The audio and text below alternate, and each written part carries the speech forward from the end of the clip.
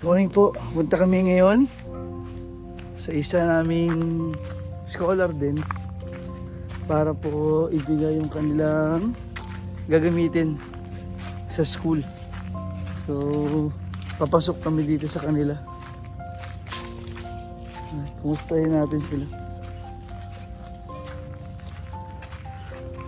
Magandang umaga po.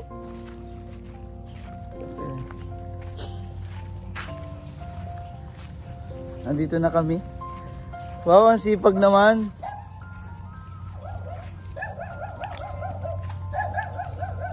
Nasaan si Edmond? Good morning mga pabo. Ang dami na, nangangaano ba to? Parang ang tapang na ng pabo. Nakatakot tayo. Oh, laka. Ang daming alaga dito. Hi! Good morning.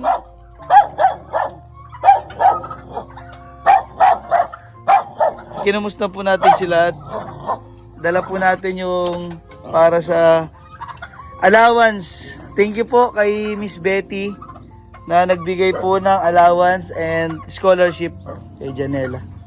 Maraming salamat po. Nakakatuwa yung mga pabo. Parang nakakatakot ito. Oh. Ilan na yung pabo dito? Ang dami. Nakakatakot. Good morning. Kamusta na yung pag-aaral mo? Okay naman po, medyo stress.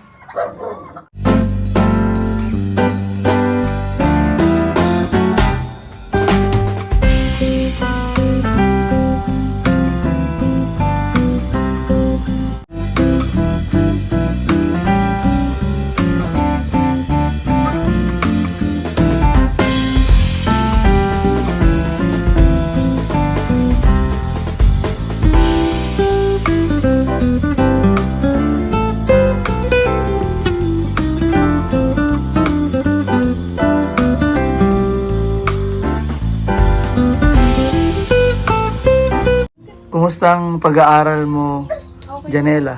Okay naman po yung pag-aaral ko. Kaya ko namang pagsabay yung pag-aalaga ng bata at saka pagpasok. Oh. Paano ka nag-adjust dahil dati module ka? Kaya katulad yan, may pasok ka na, saan mo naiiwan si baby?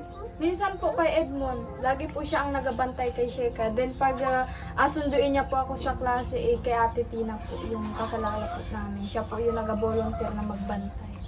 Si mister mo ang nag-aalaga pag Opo. nagpasok ka sa eskwelahan. Pasok po ako. Kaya katulad niyan, may trabaho siya. Ako po, pag minsan, Sabado-Linggo, ako ang nagabantay sa kanya.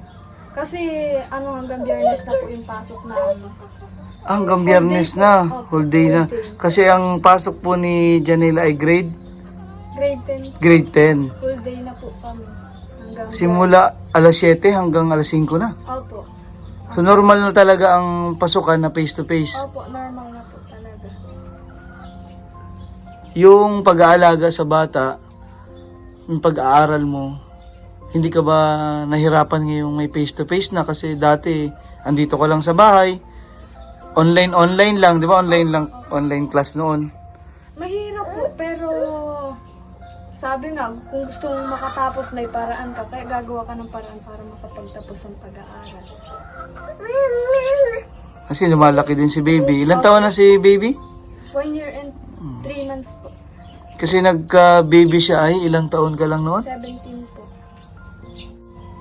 So, siya din po yung natulungan natin dito sa Maningkol.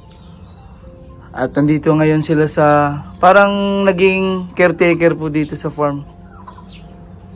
Kaya andito kami para kumustahin yung buhay niya dahil sa pag-aaral nga kami pong sumusubaybay.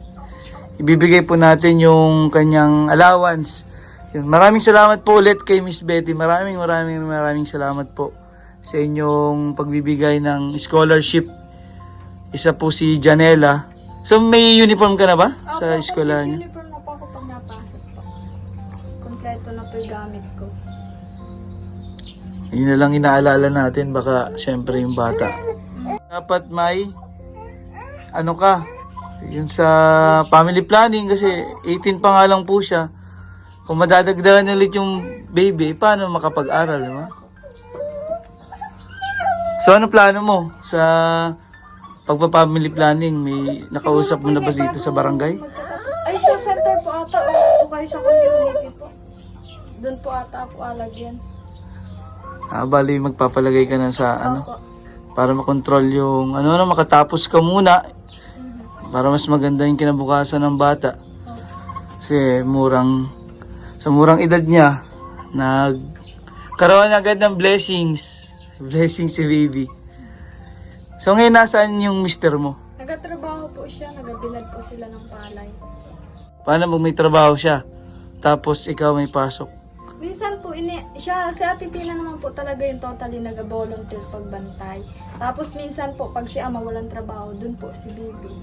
Si Ate Tina ay kaano-ano ninyo? Parang relatives na din po ang turing namin sa kanya.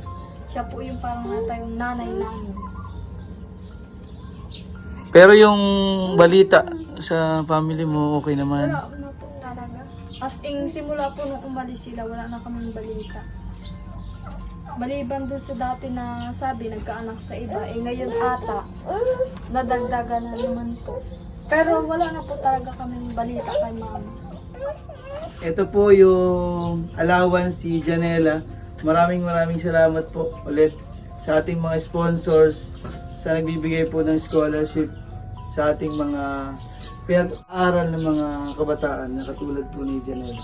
Ito yung blessings galing po kay Miss Betty. Nining! 1,000 and 2,000. Ito po yung scholarship allowance sila.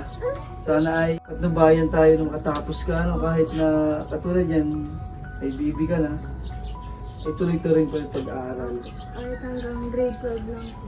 Mag-aaral ka ng maayos at malay natin hanggang college. Ano bang gusto mo sa college? The teacher na lang. Teacher. Ay, maganda rin yun kasi Kasi gusto ko po kasama sila, ayaw ko mag-abroad. Hindi hirap malayo sa pamilya. mahirap talaga lalo na sabi ng ating mga viewers, sponsors, napakahirap po ang maging OFW.